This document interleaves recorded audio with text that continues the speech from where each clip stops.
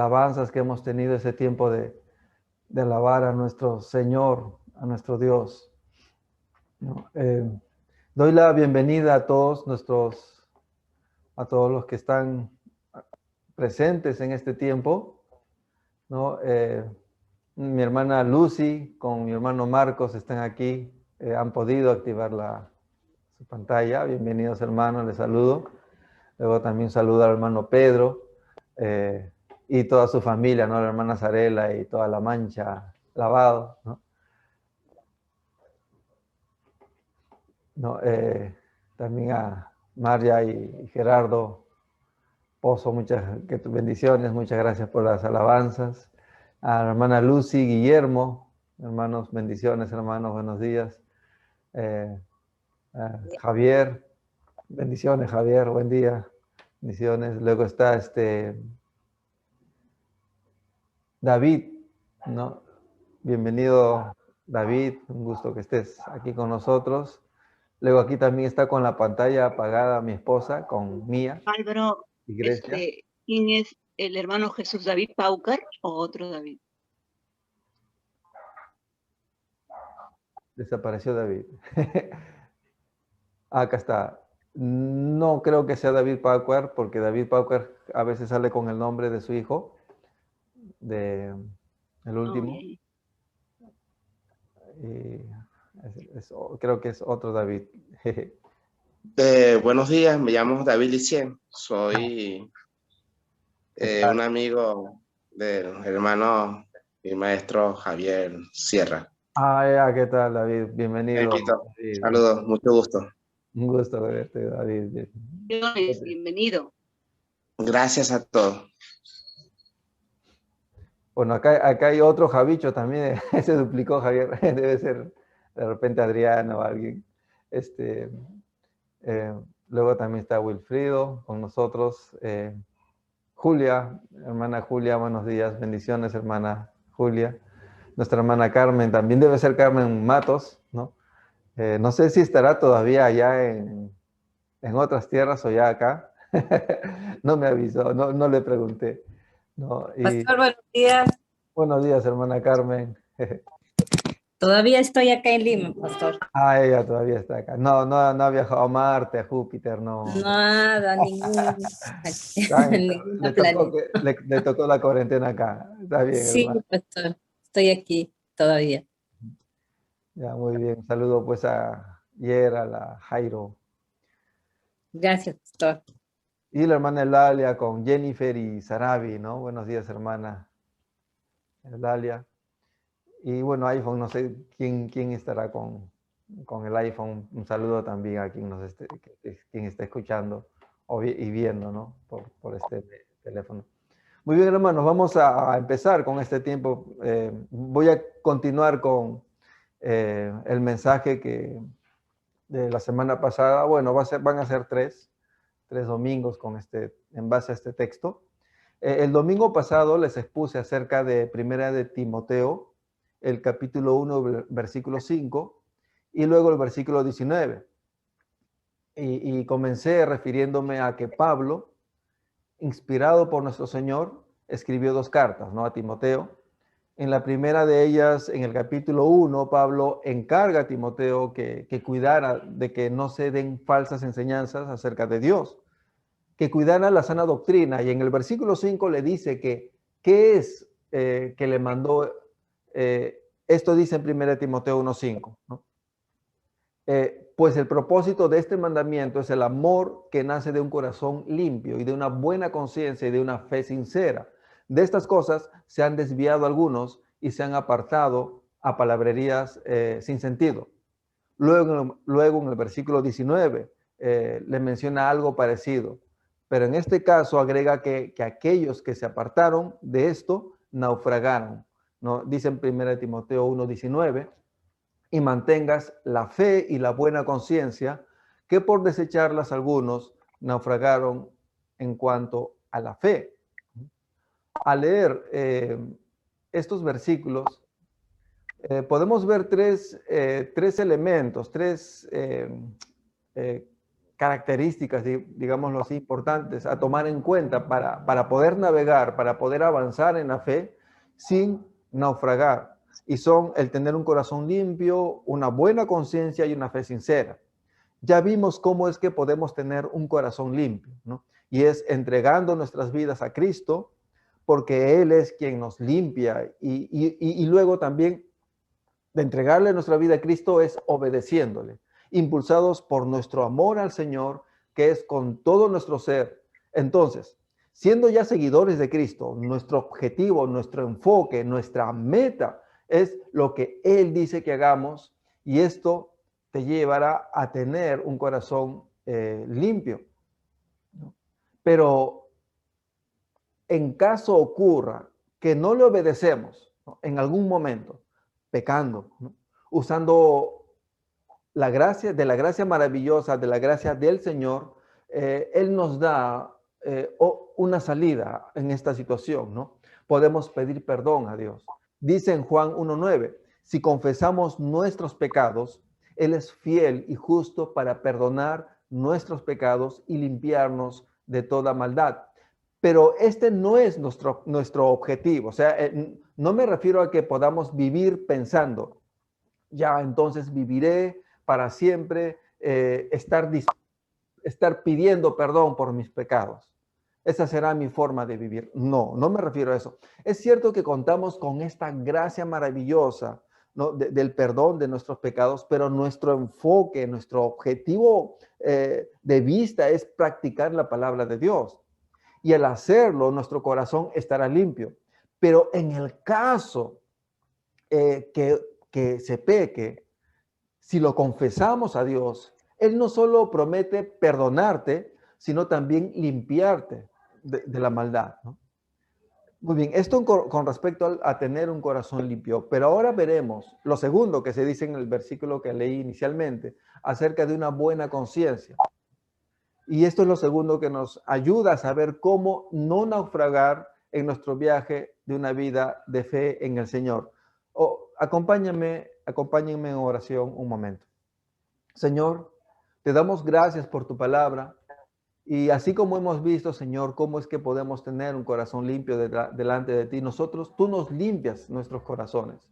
Pero a la vez también, Señor, tenemos parte de nuestra responsabilidad continuar con un corazón limpio o crecer en ese corazón limpio que tú nos has dado, Señor, y es viviendo, practicando tu palabra. Ahora, Señor, te pedimos que nos ayudes a ver acerca de cómo tener una conciencia buena, una conciencia limpia, Señor, para también que este elemento, ese aspecto de nuestras vidas nos sirva para seguir el rumbo, para seguir el camino que tú nos has dado, para continuar y llegar hasta la meta, Señor. En el nombre de Cristo Jesús. Amén. Buena conciencia. ¿Qué es la buena conciencia? La conciencia es la facultad interna, ¿no?, que tenemos adentro de nosotros o en nosotros, que nos ayuda a distinguir entre lo bueno y lo malo. Es algo de nosotros que cuando actúa pareciese que es alguien más, alguien diferente avisándonos que lo que queremos hacer o en lo que pensamos está mal y no debemos hacerlo, o cuando es algo bueno nos transmite tranquilidad y satisfacción. Pero de acuerdo a 1 de Timoteo, no es suficiente tener una conciencia, ¿no? Todos tenemos nuestra conciencia. Lo que necesitamos es tener una buena conciencia, ¿no? Y se refiere a una conciencia que avisa correctamente qué es bueno y qué es malo, ¿no? Dios nos enseña que podríamos tener una conciencia que no esté buena. ¿Sabes qué conciencia tienes? ¿Sabes cuál es el estado en el que se encuentra tu conciencia?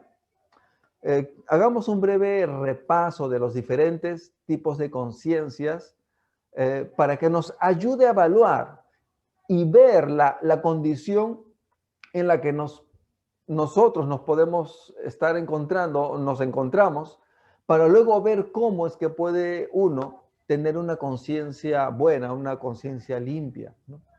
El domingo pasado también les conté una parte de la historia de Pablo, de cómo es que él llegó a naufragar o experimentó un naufragio Hoy les contaré algo de la segunda etapa de esta historia, en la que Pablo pasa por un proceso de juicio antes de ser enviado a Roma y naufragar en ese viaje. El domingo pasado les comenté que Pablo fue apresado en el templo de Jerusalén. Fue apresado por los judíos. Este grupo de judíos querían que Pablo muera. O sea, no solo querían apresarlo, no solo querían meterlo en algún sitio, sino querían que muera, que desaparezca. Cuando las autoridades romanas lo supieron, protegieron a Pablo. Primero fue llevado al concilio con las autoridades judías. El sacerdote y otras autoridades, estando allí, lo primero que Pablo dijo fue: hasta hoy yo he vivido delante de Dios con una conciencia limpia. Eso es lo que dijo Pablo. Yo estoy delante de todos ellos, esas autoridades judías y romanas, yo estoy con la conciencia limpia, le dijo. Refiriéndose a que pues no tengo nada realmente que me acuse. Al final, ese juicio no llegó a nada, ¿no? En el que Pablo dijo esto y otras cosas más, porque terminaron discutiendo entre ellos, entre los judíos, ¿no? Surgió ahí una discusión doctrinal de si resucitaban o no, y terminaron entre ellos peleándose y se llevaron a Pablo porque ya la situación era complicada ahí. Pero los acusadores, sabiendo que volverían a tener otra sesión con Pablo, se propusieron matarlo. Cuando llevaban a Pablo camino a esa sesión, a ese nuevo juicio, dijeron ellos: en ese camino lo vamos a matar. Cuando las autoridades romanas lo supieron, llegó a noticia de ellos ese plan que tenían los judíos, ese grupo de judíos, se lo llevaron a Cesarea, ¿no? Para protegerlo. Y el juicio continuó con el gobernador Félix, ¿no? Allí los judíos presentaron nuevamente sus acusaciones contra Pablo. Decían que Pablo era una plaga, ¿no? Que provoca pleitos entre los judíos y que era el líder de los cristianos y que profanaba el templo, ¿no? Al escuchar las acusaciones, Félix, un gobernador romano, vio que no había ningún motivo para matarlo, para matar a Pablo, ni para tenerlo preso siquiera, ¿no? O sea, vio que Pablo no había hecho nada ilegal, nada que amerite que le apresaran y le tratasen como lo estaban haciendo, ¿no? Y vio que eran solo discusiones, pues, doctrinales, religiosas, y que tenían como que cólera a Pablo, ¿no? Odio a Pablo, ¿no? Los judíos, ¿no? Este grupo de judíos, no todos, ¿no? Ellos, ¿no? Ante estas acusaciones, Pablo aclara nuevamente, ¿no? Yo solo estuve en Jerusalén, y aclara esto, ¿no? Yo solo estuve en Jerusalén 12 días, y en esos 12 días no discutí con nadie, ni tampoco estuve provocando algún tumulto, algún pleito, ¿no? O sea, Pablo no hizo nada de lo que ellos le acusaban. Y más tarde dijo: por esto, yo también me esfuerzo por conservar siempre una conciencia irreprensible delante de Dios y delante de los hombres, ¿no? Eso dice en Hechos 24:16. Pero bueno, por temas políticos, dejaron a Pablo bajo arresto domiciliario por unos 2 años. Al retomar el proceso de los juicios, los judíos nuevamente quisieron hacer una emboscada para matar a Pablo, ¿no? O sea, pasaron el tiempo, pasaron los años y ellos seguían igual de rencorosos de ese odio, ¿no? Contra Pablo, pero no lo lograron. Pablo, como ciudadano romano, apeló al César para que su juicio lo vea el César, y así es como se dispuso su viaje hacia Roma, ¿no? Que se dirija a Roma. En esta historia veo a las autoridades romanas que actuaban por pura política. Me refiero a que no les interesaba si era bueno o correcto lo que decidieran por Pablo, sino que simplemente pensaban en qué era lo más conveniente. Es por eso que no liberaban a Pablo de inmediato, aunque veían que no tenían motivos de tenerle preso, pero no le liberaban por motivos políticos o convenientes en sus relaciones con los judíos. No, era lo correcto liberarle. pero como tenían una conciencia confundida, una conciencia que no distingue entre lo bueno y lo malo, los romanos estaban sin Dios, y lo que hacían era ver qué era lo más conveniente para ellos. Por otro lado, veo a este grupo de judíos que presentaban falsas acusaciones contra Pablo. Estos tenían una conciencia corrompida, viéndolo todo malo, y actuaban también de esa manera, ¿no? Actuaban mal, pero también se les ve queriendo matar a Pablo. Parece que sus conciencias ya no les decía nada, no tenían una conciencia, parece. Esta conciencia estaba como muerta, y a Pablo, quien actuaba con la conciencia limpia. Quiero explicar un poco más en detalle estos tipos de conciencias que he mencionado, que la Biblia menciona, ¿no? Por ejemplo, está la conciencia de aquel que no conoce a Cristo, o nunca, no escuchó de Cristo, o no supo de Cristo, ¿no? La conciencia sin Cristo, vamos a llamarla así, es una conciencia que no tiene las bases correctas para determinar qué es bueno y qué es malo, ¿no? Esta conciencia actúa según su criterio propio, el criterio de la persona, ¿no? Según lo que la persona piensa que podría ser bueno y que podría ser malo. En Romanos, el capítulo 2, el versículo 15, se refiere a la conciencia de una persona que no conoce a Jesús. Dice, ¿no?, en el versículo 15 de Romanos 12, ya que muestran la obra de la ley escrita en sus corazones, su conciencia dando testimonio y sus pensamientos acusándolos unas veces y otras defendiéndolos. En este versículo dice que la conciencia de ellos les avisará si algo es bueno o malo de acuerdo a la ley escrita en sus corazones. Eso significa que en cada persona que no conoce a Jesús, la forma en la que le avise la conciencia variará de acuerdo a lo que esta persona entiende que es bueno y que es malo. Por ejemplo, una persona puede tener una conciencia que le avise que no se agarre dinero, ¿no?, porque es robo y eso es malo, porque está mal. Pero de repente a esa misma persona su conciencia no le avisa que está mal mentir, porque la persona cree que mentir, o hay ciertas mentiras que no son malas, ¿no? Y su conciencia pues no la va a acusar. Esa es la condición de una persona sin Cristo. Una persona sin Cristo tendrá una conciencia que le avisa según ella piensa, según esta persona piensa qué es bueno y qué es malo. Lo que podemos ver que siempre sucederá es que habrá varias cosas malas en las que la conciencia no le avisará que son malas. Sin lugar a duda, esta no es una buena conciencia. De acuerdo a Hebreos, la conciencia de una persona que no conoce a Cristo es una mala conciencia, una conciencia moralmente mala y que está equivocada. Es cierto que esta persona con una mala conciencia sí actúa según sus reglas. Su conciencia no le acusará. Y a esto es a lo que comúnmente se le refiere a la gente de tener una buena conciencia. O sea, cuando la persona dice, mi conciencia no me está acusando, yo tengo una buena conciencia, ¿no? Pero a la luz de la Biblia, una buena conciencia no es solo la que no le acusa por haber hecho algo malo, sino que también debe ser aquella conciencia que es sensible y que sabe correctamente qué es bueno y qué es malo de acuerdo a Dios, de acuerdo a lo que Dios estableció y no a lo que yo pienso o cualquier otra persona piensa.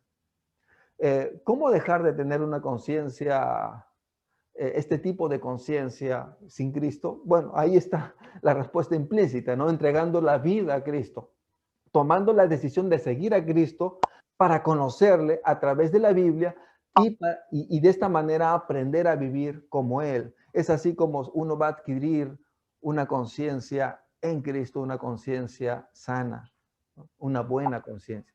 Pero luego la Biblia habla de otro tipo de conciencia, la conciencia débil. La conciencia débil es la de la persona que, habiendo entregado su vida a Cristo, habiendo decidido seguirle, le conoce muy poco a Cristo, de tal manera que su conciencia está casi igual como estaba antes de conocer a Cristo. Solo que ahora se pregunta, y lo que hará está bien delante de Dios o no, ¿no? Pero no conoce la respuesta, no sabe la respuesta y tiene muchas dudas, ¿no? Voy a hacer esto, ¿estará bien o estará mal? ¿Cómo será esto? Y para así en algunos aspectos en su vida, ¿no? Se preocupa y duda. Dice en 1 Corintios 8, 7 al 9, referente a este tipo de conciencia, ¿no? 1 Corintios capítulo 8, versículos 7 hasta el 9. Pero no en todos está el conocimiento. Más bien algunos habituados hasta ahora a los ídolos, comen como sacrificado a ídolos, y su conciencia, siendo débil, es contaminada. Si bien la comida no nos hace más aceptos ante Dios, ni por no comer somos peores, ni por comer somos mejores, pero mirad que esta libertad vuestra no sea en alguna manera tropezadero para los débiles, ¿no? Un ejemplo básico es, por ejemplo, el comer turrón en la celebración por el Señor de los Milagros. El turrón es rico, me gusta a mí bastante. Una persona que fue muy idólatra y que participaba de todas las costumbres como parte de su adoración a este ídolo, cuando se convierta al Señor, hasta que su conciencia madure, aprenda, hasta cuando él aprenda, ¿no? Tendrá problemas al comer del turrón porque sentirá que está participando de las prácticas de adoración a un ídolo al que ya no quiere adorar, ya no quiere hacerlo. Sentirá que está pecando deliberadamente. No es pecado comer este dulce, pero a esta persona su conciencia le dirá que está pecando. Esa es una conciencia débil. Cree que lo que no es pecado es pecado. O también se verá en circunstancias en las que no sabe si es pecado o no y sufrirá de grandes dudas. Y si en medio de esas dudas lo hace, su conciencia le acusará, tal y como si hubiera pecado. La palabra del Señor nos enseña que aquel que hace algo dudando, si es que es pecado o no, no, si duda, ¿no? ¿Será pecado o no será pecado? Y dentro de esa duda lo hace, dice la Biblia que eso es contado como pecado. En Romanos 14, 23 dice, pero el que duda acerca de lo que come, ya sea condenado, porque no lo hace por convicción. Y todo lo que no se hace por convicción es pecado. ¿Por qué pasa esto? Bueno, en Romanos 14, 14 se explica por qué pasa eso. En Romanos 14, 14 dice, si alguien piensa que algo es impuro, lo es para él. Tal vez tú tengas una conciencia débil, ¿no? En algunos temas, en algunas prácticas, tal vez tienes tus dudas. ¿Será o no será pecado? ¿Cómo dejar de tener esa conciencia débil? Cuanto más conozcas de la palabra del Señor, conocerás más lo que el Señor dice que es bueno y lo que el Señor dice que es malo. Por lo que, en consecuencia, tu conciencia dejará de ser débil. Cuanto más aprendes del Señor, tu conciencia se va fortaleciendo, se va sanando, se va limpiando. Pero allí no termina lo que nos dice la Biblia, la palabra del Señor acerca de las conciencias. También dice la Biblia que hay una conciencia corrompida. En Tito 1:15 dice, para los puros todas las cosas son puras, pero para los corruptos e incrédulos nada es puro, pues hasta su mente y su conciencia están corrompidas. Y en el versículo 16 continúa diciendo, dicen conocer a Dios, pero con los hechos lo niegan, pues son odiosos y rebeldes, reprobables en cuanto a toda buena obra. En estos versículos se está hablando de personas rebeldes contra Dios. Son personas que, a pesar de conocer el Evangelio o conocer de la Biblia o algo de Dios, no quieren seguir a Cristo, sino que viven como ellos quieren. Las personas de conciencia corrompida son como de doble cara, como aquellas que guardan las apariencias por conveniencia.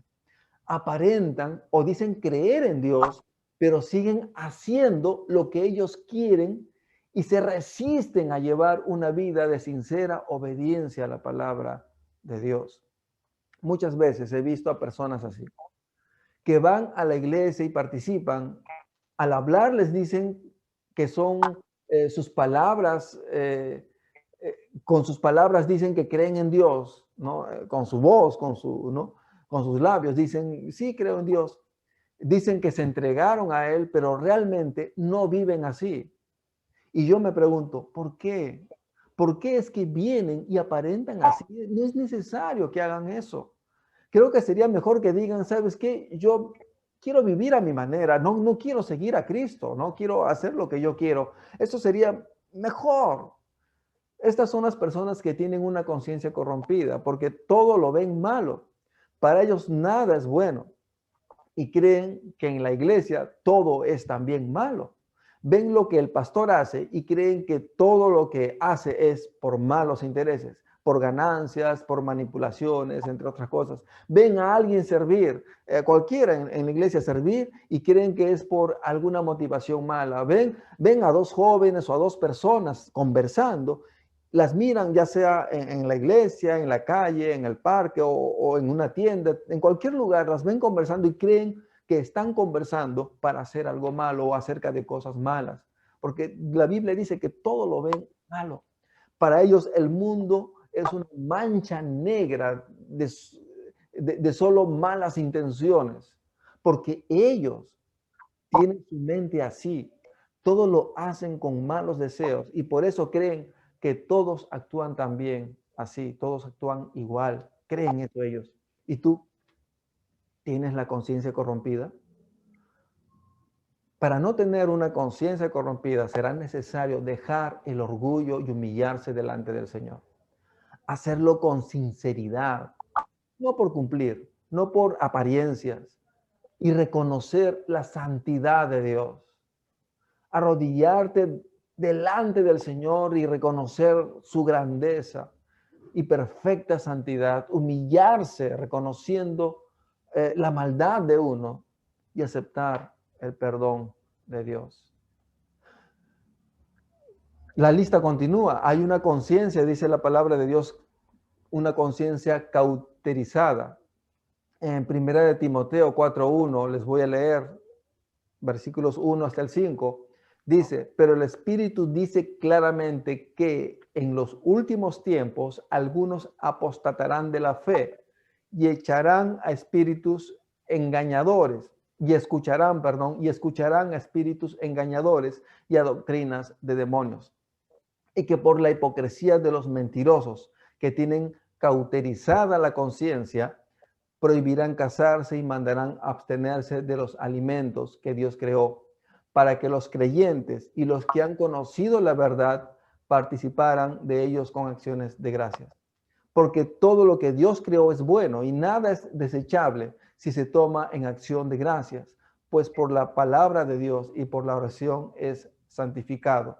Y aquí se menciona a unas personas que tienen la conciencia cauterizada. Y quiero leerles lo que dice en otras versiones. En la Nueva Traducción Viviente, la Biblia de la versión Nueva Traducción Viviente, en lugar de decir conciencias cauterizadas, dice, tienen muerta la conciencia.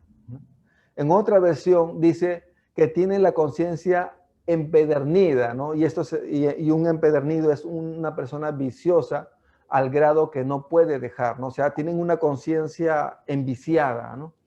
Y la Nueva Versión Internacional dice, tiene una conciencia encallecida, ¿no? Y quiero empezar con esta última palabra que usa la Nueva Versión Internacional, ¿no? De encallecido, ¿no? Se refiere a personas que hacen cosas malas y su conciencia no les avisa para nada, ¿no?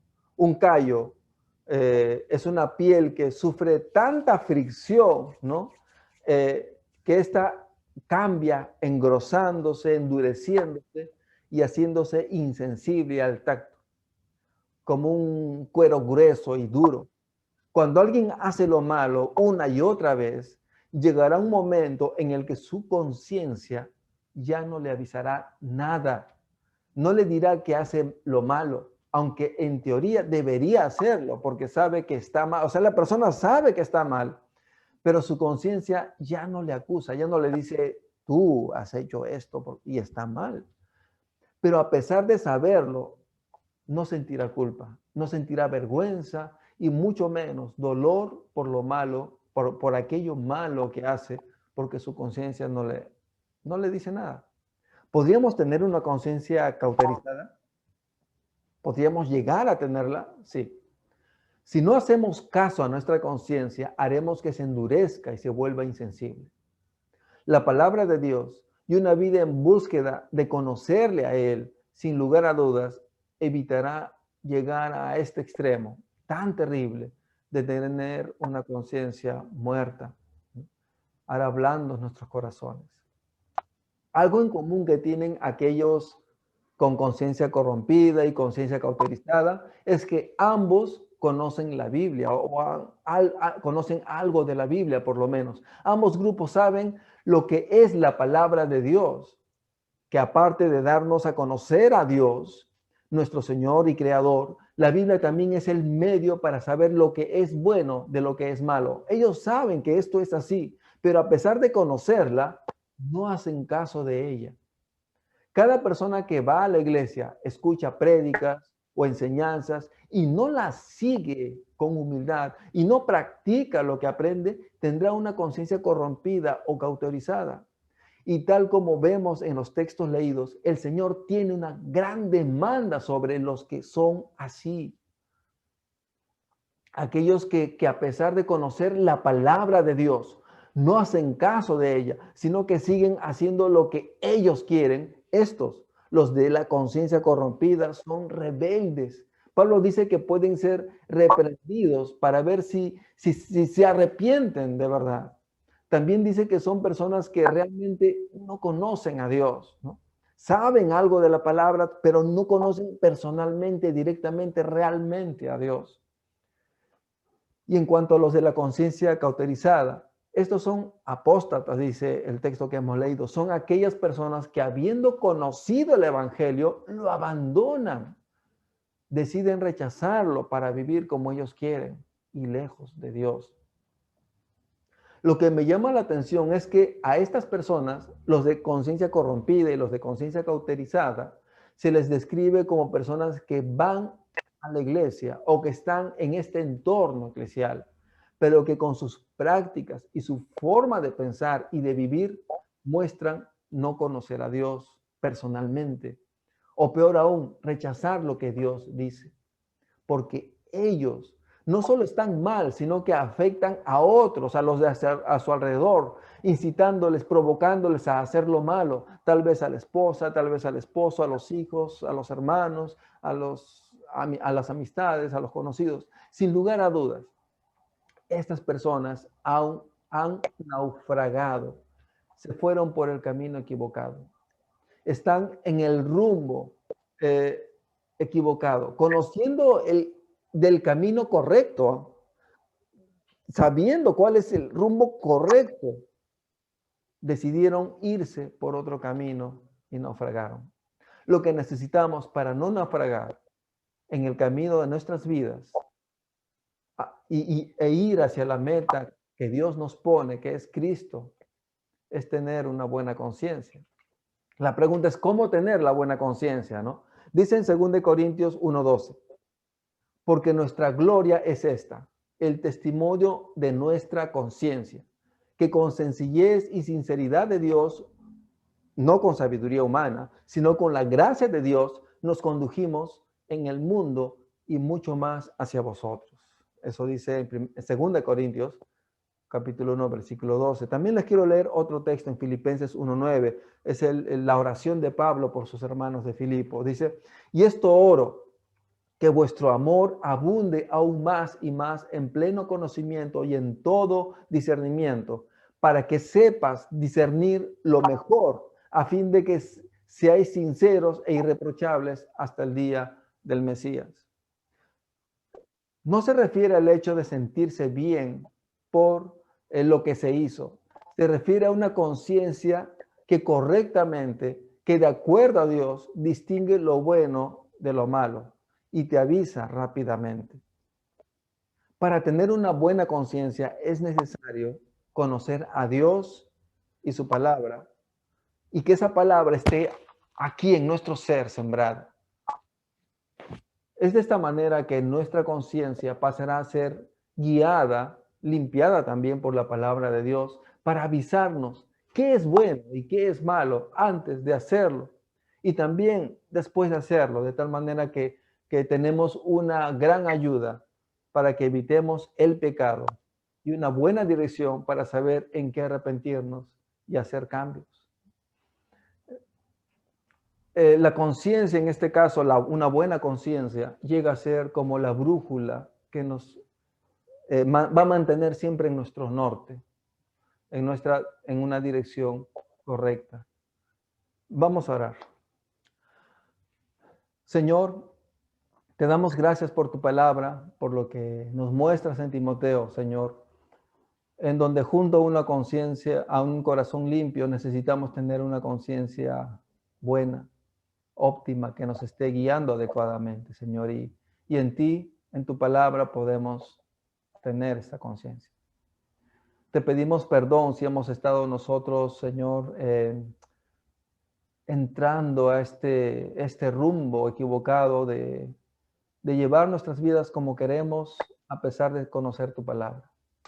Necesitamos humillarnos y arrepentirnos, Señor, si esto ha sido así. Y Señor, mientras que vamos conociendo, aprendiendo tu palabra, Señor, ayúdanos.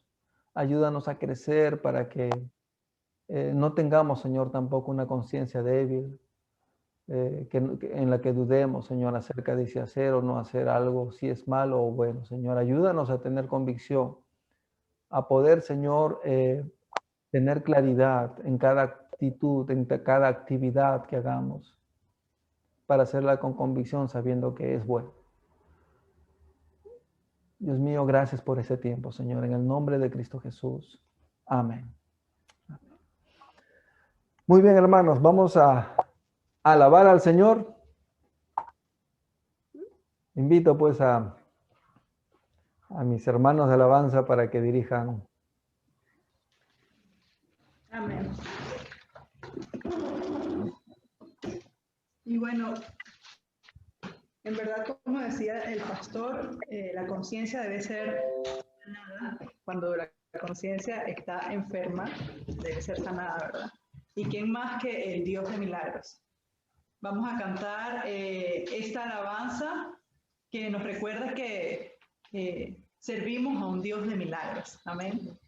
Que puede sanar nuestra conciencia, puede sanar nuestra alma, puede sanar nuestras vidas, nuestra familia, nuestros corazones, a nuestros hijos. Amén.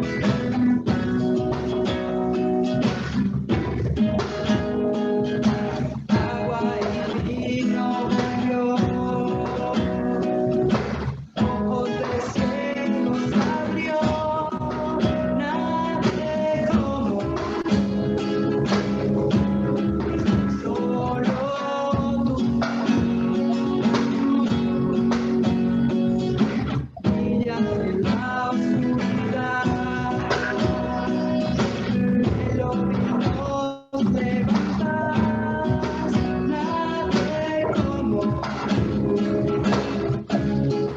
solo tú. Mi Dios es grande, mi Dios es grande, mi Dios es fuerte, eres más alto que ningún otro, mi Dios te vive, perfecto en gloria, mi Dios,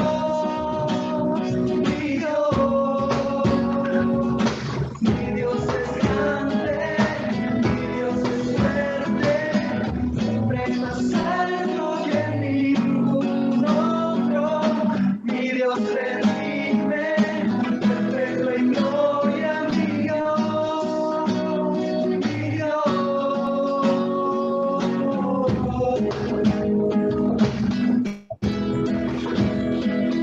Vamos a cantar esta palabra creyéndolo, amén. Si Dios es por nosotros, ¿quién contra nosotros? Si Dios es por nosotros, ¿quién podrá? Si Dios es por nosotros, ¿quién nos va a detener? Si Dios es por nosotros, ¿quién podrá detenernos? Si Dios es por nosotros, ¿quién nos va a detener? Si Dios es por nosotros, ¿quién podrá pararnos? Si Dios es por nosotros, ¿quién nos va a detener? ¿Quién nos va a detener? ¿Quién nos podrá parar? ¿Quién nos podrá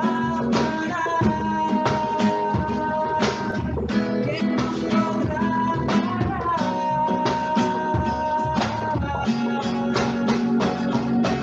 Mi Dios es grande, mi Dios es fuerte, eres más alto que ningún otro, mi Dios es libre, perfecto en gloria, mi Dios, mi Dios es grande, mi Dios es fuerte, siempre más alto que ningún otro, mi Dios redime, perfecto en gloria, mi Dios, mi Dios.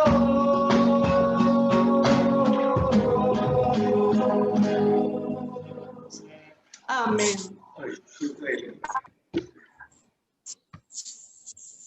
Amén, bravo.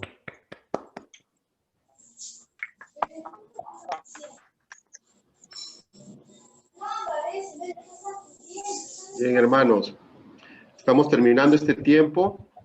Voy a proceder ahora con los anuncios de esta semana. No olvidemos, hermanos, que este viernes 12, tenemos el taller de varones. Así que están todos invitados.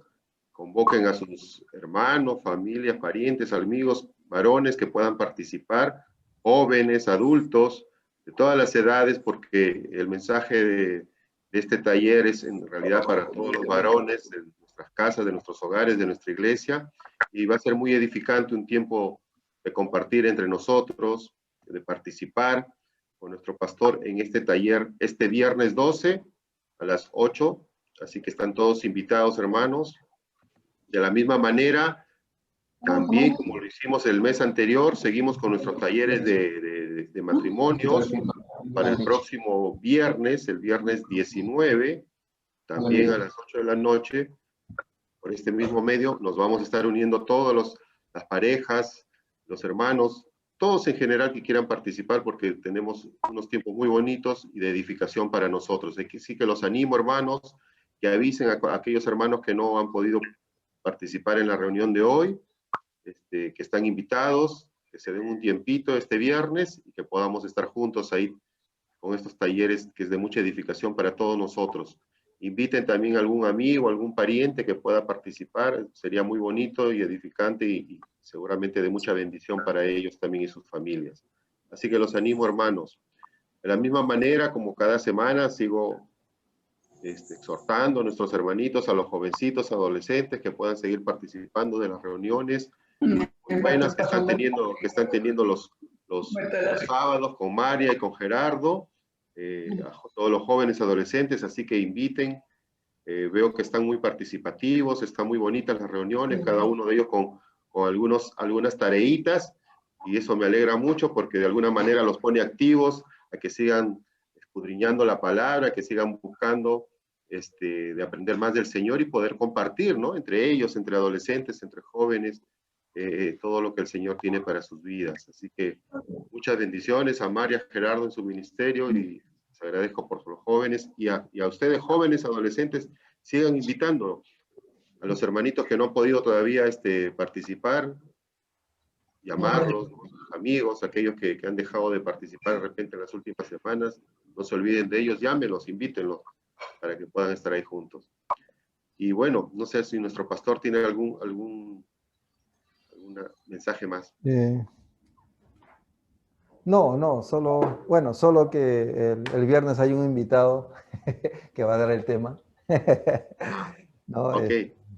Sí, el viernes pasado también en las damas hubo una invitada, la hermana Elena, ¿no? Si no me equivoco.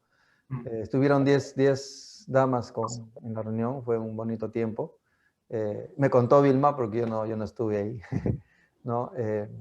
Y ahora este viernes también los varones, espero que ganemos, ¿no? Seamos 11 o más, ¿no? ¿No? Ahí vamos a estar mandando el enlace, ¿no? Y ahí vamos a estar con Javier para este viernes. Ok, perfecto. Bien, hermanos, entonces terminemos este tiempo con una oración y después tenemos el tiempo libre para saludarnos, para conversar cómo les ha ido en esta primera semana de cuarentena y otras cosas más que puedan compartir con nosotros. Vamos a orar. Señor, gracias por tu amor, por tu fidelidad para con nosotros, Señor. Gracias por tu cuidado, por guardarnos, Señor. Gracias por este mensaje precioso, Señor, que nos traes cada semana, Señor, a través de nuestro pastor Álvaro, Señor. Permite, Señor, que nuestros corazones escudriñemos, Señor, qué tipo de conciencia, qué conciencia tenemos, Señor, y poder seguir aprendiendo más de ti, escudriñando tu palabra, teniendo un tiempo de comunión contigo, Señor, para que de esa manera, Señor, tengamos una conciencia limpia, Señor, agradable para ti, Padre. Gracias por esta enseñanza, Señor. Bendice a mis hermanos, Señor, de Rocafuerte, a sus familiares, Señor, a cada uno de ellos, Señor. Guárdalos, protégelos, Señor, en este tiempo. Señor, que sabemos que tú nos cuidas, Señor. Confiamos en ti, que contigo estamos, Señor, más que cuidados y sanados de todo, Señor. Guárdanos, Señor, aquellos que están pasando algún tipo de dificultad, Señor, permite que nosotros podamos aconsejarles, Señor, o llevarles algún tipo de ayuda. Señor, pon en nuestros corazones el buscar, en llamar, en conversar con nuestros hermanos, Señor, aún aquellos que no se han podido unir en este tiempo, Señor. Gracias por todo esto, Señor. Cuídanos, guárdanos, que toda esta semana, Señor, a través de nuestra vida, Señor, nuestras acciones, no sea más que para glorificar tu santo nombre, Señor, porque tú eres el único que se merece toda la gloria. Dejamos todo esto, Señor, en el bendito nombre de Jesucristo, nuestro Señor y Salvador. Amén.